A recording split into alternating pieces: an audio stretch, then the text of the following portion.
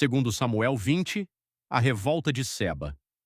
E ocorreu de haver ali um homem de Belial, cujo nome era Seba, o filho de Bicri, um benjamita, e ele soprou uma trombeta e disse: Não temos parte alguma em Davi, tampouco temos herança no filho de Jessé, cada homem para a sua tenda, ó Israel.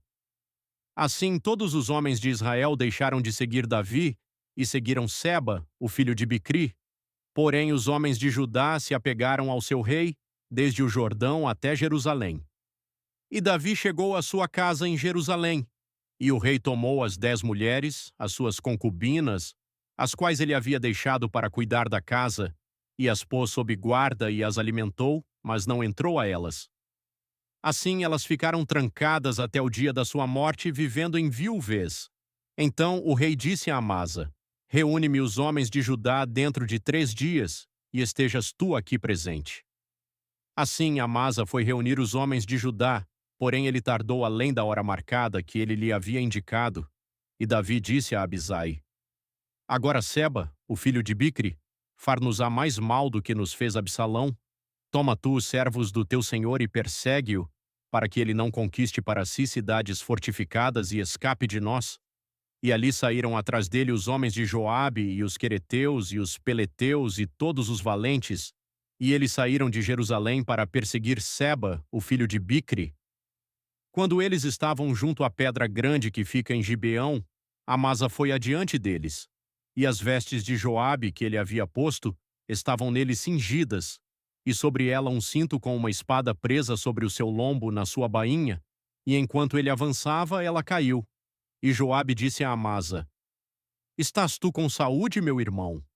E Joabe pegou Amasa pela barba com a mão direita para beijá-lo. Porém Amasa não prestou atenção à espada que estava na mão de Joabe, assim ele o feriu com ela na quinta costela, e derramou as suas entranhas no chão, e não voltou a atingi-lo, e ele morreu.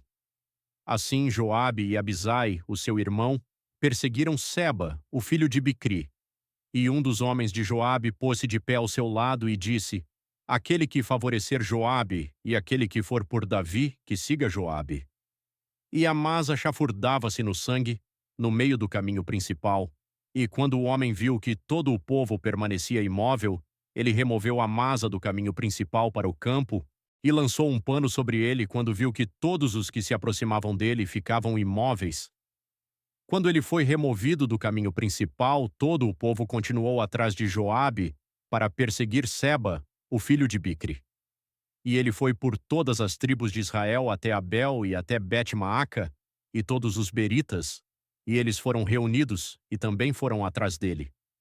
E eles chegaram e o sitiaram em Abel de Bet-Maaca, e eles ergueram um aterro encostado à cidade, e este ficava dentro de uma trincheira, e todo o povo que estava com Joabe golpeou a muralha para lançá-la abaixo.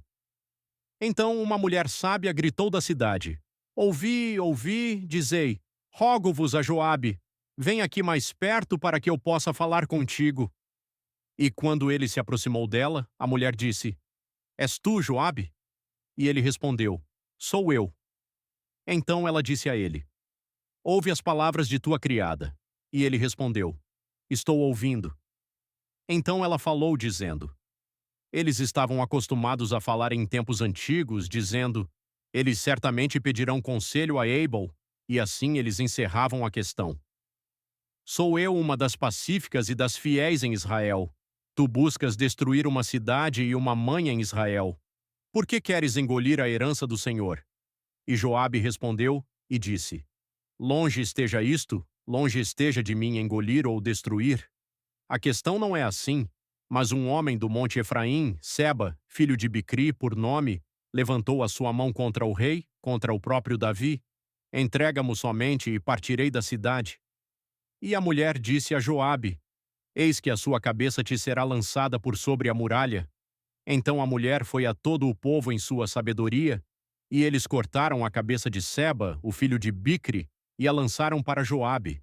E ele soprou uma trombeta, e eles se retiraram da cidade, cada homem para a sua tenda.